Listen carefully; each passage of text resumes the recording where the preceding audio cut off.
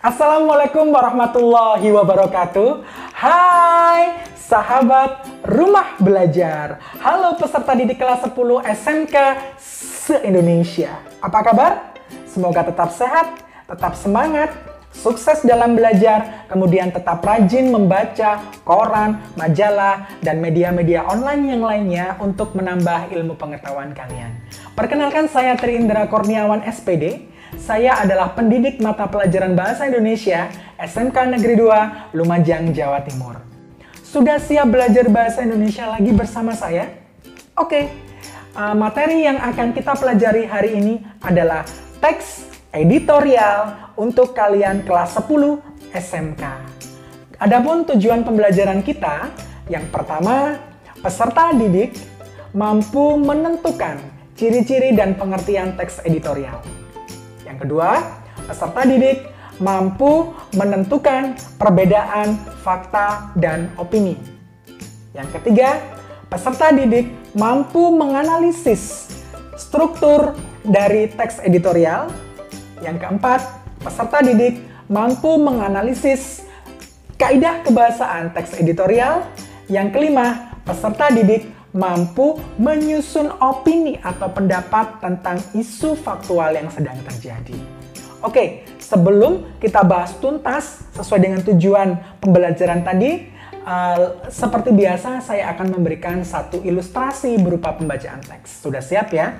Kali ini saya akan berperan seolah-olah sebagai pembaca berita di stasiun televisi. Sudah siap? Oke, simak baik-baik. Selamat pagi pemirsa, saya Indra. Kita berjumpa di acara editorial pagi koran Tempo. Hari ini kita khusus untuk membahas demo Undang-Undang Cipta Kerja yang sedang fenomenal saat ini. Gejolak menolak Undang-Undang Cipta Kerja muncul di mana-mana. Upaya pemerintah menjelaskan pentingnya Undang-Undang Sapu Jaga tersebut tak mampu meredam gelombang protes. Alih-alih paham, publik malah makin dibuat bingung oleh konferensi pers pemerintah yang melibatkan hingga 12 menteri 2 hari lalu. Sejak beredar draft awal rancangan Undang-Undang Cipta Kerja, berbagai kelompok masyarakat telah menolak Omnibus Law Undang-Undang Cipta Kerja dari organisasi kemasyarakatan terbesar di Indonesia, Nahdlatul Ulama dan Muhammadiyah, kampus, buruh, hingga kalangan lain. Tapi pemerintah dan DPR bersikap masa bodoh, keruh dan kacau. Ini kata-kata yang tepat untuk menjelaskan duduk soal Undang-Undang Cipta Kerja saat ini. Bagaimana mungkin draft yang belum final disahkan menjadi undang-undang? Kekacauan seputar undang-undang kontroversial ini terjadi karena pemerintah dan DPR kucing-kucingan dalam pembahasan. Akibatnya, partisipasi publik dalam proses formulasi, draft kebijakan, dan pembahasan di DPR sangat minim. Demikian Indra melaporkan untuk editorial pagi majalah Tempo. Oke, sudah jelas apa yang saya sampaikan tadi? Oke, kita lihat ciri-cirinya ya. Kita lihat ciri-cirinya apa saja yang ada yang saya sampaikan tadi, ciri-cirinya apa? Yang pertama, ada apa? Ya benar, yang pertama ada berita, ada informasi, ada pengetahuan, kemudian ada pendapat atau opini atau komentar. Nah, oke, itu ciri-ciri teks editorial yang saya bacakan tadi.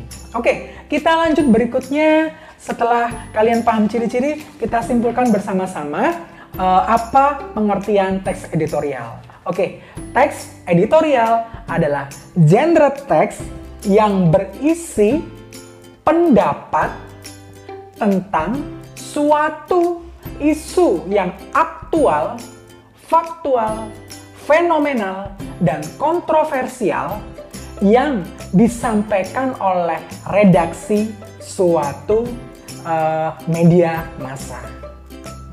Garis bawahi kata opini, pendapat.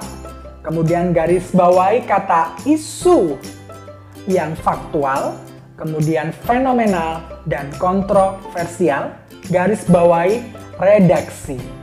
Itulah inti dari teks editorial.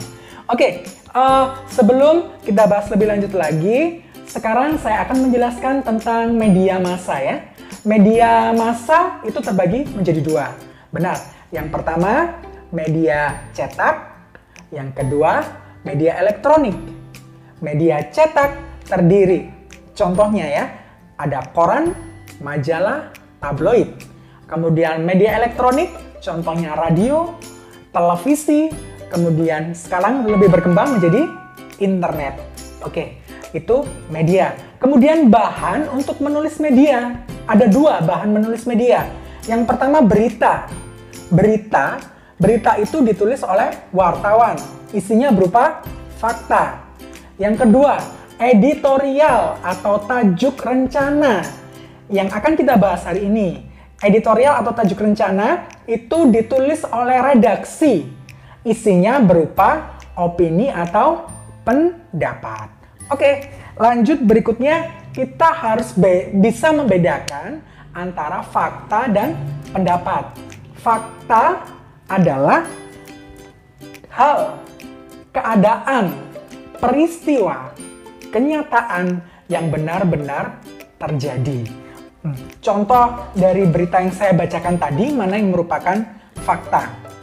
Contohnya ini, gejolak menolak Undang-Undang Cipta Kerja muncul di mana-mana. Itu contoh fakta. Sekarang opini. Opini adalah tanggapan terhadap peristiwa yang terjadi. Contoh dari editorial yang sudah saya bacakan tadi ala-ala penyiar televisi, apa contohnya? Benar. Opini contohnya di situ keruh dan kacau. Ini kata-kata yang tepat untuk menjelaskan duduk soal Undang-Undang Cipta Kerja saat ini. Itu opini redaksi. Dia beropini bahwa Undang-Undang Cipta Kerja itu keruh dan kacau. Kacau balau ya. Oke. Nah, pendapat atau opini itu terbagi atas 5. Yang pertama ada penilaian, yang kedua ada kritik, yang ketiga prediksi, yang keempat saran, yang kelima harapan. Itu macam-macam dari pendapat atau opini. Kita lanjut berikutnya pada yang sering dibahas dalam teks-teks yang lain ya. Struktur teks editorial. Yang pertama, pengenalan isu. Pengenalan isu yaitu pendahuluan berupa pemaparan masalah yang akan dibahas. Contoh tadi yang saya baca di editorial Undang-Undang Cipta Kerja tadi, awal-awal itu merupakan pengenalan isu. Kemudian penyampaian pendapat atau argumen, itu struktur yang kedua. Penyampaian pendapat atau argumen, struktur yang kedua. Penyampaian pendapat atau argumen adalah pembahasan yang berisi tanggapan redaksi terhadap isu. Tadi tanggapan redaksi terhadap isu Undang-Undang Cipta Kerja itu adalah kacau, keruh, dan kacau. Oke, struktur yang ketiga yaitu penegasan. Penegasan isinya berupa kesimpulan, saran, dan rekomendasi. Nah, di Undang-Undang Cipta Kerja tadi, sarannya bagaimana agar Undang-Undang Cipta Kerja ini bisa diberlakukan di masyarakat. Oke, berikutnya akan kita bahas kaidah kebahasaan dari teks editorial. Kaidah kebahasaan teks editorial yang pertama yaitu kalimat retoris. Kalimat retoris adalah kalimat tanya yang tidak membutuhkan jawaban.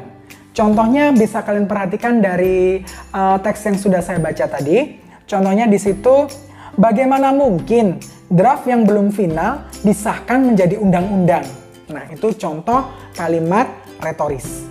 Kaidah kebahasaan yang kedua yaitu istilah ilmiah atau istilah populer. Istilah di bidang tertentu. Contohnya di situ ada konferensi, kemudian ada omnibus law, itu istilah populer atau istilah ilmiah. Yang ketiga, konjungsi waktu. Sering dibicarakan dalam teks-teks sebelumnya. Contoh konjungsi waktu, lalu, kemudian, setelah, dan lain sebagainya. Kemudian kaidah kebahasaan yang terakhir yang keempat yaitu konjungsi sebab akibat.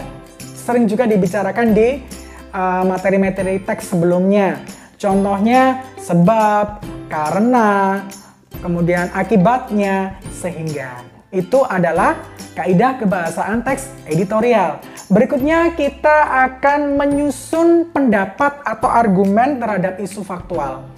Contoh tadi ada isu faktual, fenomenal, dan kontroversial tentang rancangan undang-undang Cipta Kerja. Yang sudah bagaimana pendapatmu tentang penerapan RUU Cipta Kerja ini? Kalian boleh setuju dan boleh tidak, kemudian disertai opini atau pendapat kalian masing-masing. Kalau menurut teks yang saya bacakan tadi, ada pendapat yang saya kutip dari redaksinya yaitu keruh dan kacau. Ini kata-kata yang tepat untuk menjelaskan duduk soal Undang-Undang Cipta Kerja saat ini. Itu pendapat redaksi Tempo ya. Tempo Media Online Tempo. Oke, tuntas sudah materi teks editorial yang saya berikan pada hari ini. Semoga bermanfaat bagi kalian.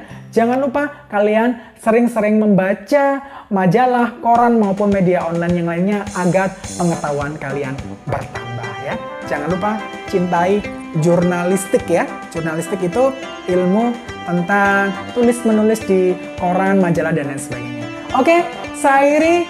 Assalamualaikum warahmatullahi wabarakatuh dan salam rumah belajar.